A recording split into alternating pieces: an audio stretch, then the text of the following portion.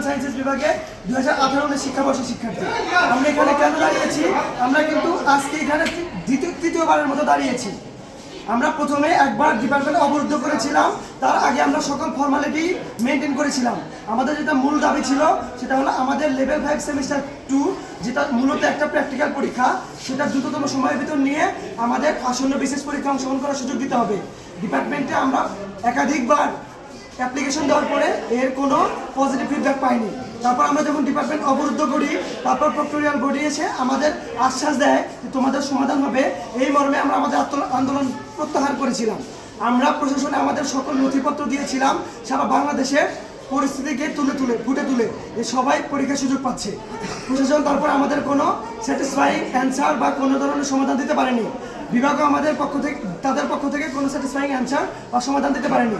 তাই আমরা শেষবারের মতো বিভাগ অবরুদ্ধ করেছি। আমাদের পরীক্ষা কমিটির যে সভাপতি তাকে অবরুদ্ধ করেছি। যে পর্যন্ত আমরা আমাদের হাতে রুটিন না পাবো সে পর্যন্ত আমরা আমাদের আজকে আন্দোলন প্রত্যাহার করব। হয় আমরা রুটিন হাতে পাবো অথবা আমাদের লাশ এখান থেকে যাবে। বাংলাদেশের যতগুলা ভেটেরিনারি শিক্ষা প্রতিষ্ঠান আছে প্রত্যেকটা ক্যাম্পাসে 2018-19 শিক্ষাবর্ষের ভেটেরিনারি শিক্ষার্থীরা আসন্ন 47তম বিসিএসে অংশগ্রহণ করার সুযোগ পাচ্ছে। একই জায়গায় দাঁড়িয়ে আমরা যাদের সাথে কম্পিটিশন করব আমরা কেন পরীক্ষা দিতে পারবো না? পরীক্ষা দেওয়ার সুযোগ দিতে হবে। আজকে রুটিন প্রকাশ করতে হবে, কালকে থেকে পরীক্ষা শুরু করতে হবে। চেয়ারম্যান যদি এই সমস্যার সমাধান না দিতে পারে তাহলে তাকে অবশ্যই চেয়ারম্যানের পদ থেকে পদত্যাগ করতে হবে। ডিপার্টমেন্টের এই পরিস্থিতিতে চেয়ারম্যান কিভাবে অন্য জায়গায় থাকে? কেন সে আজকে এখানে নাই?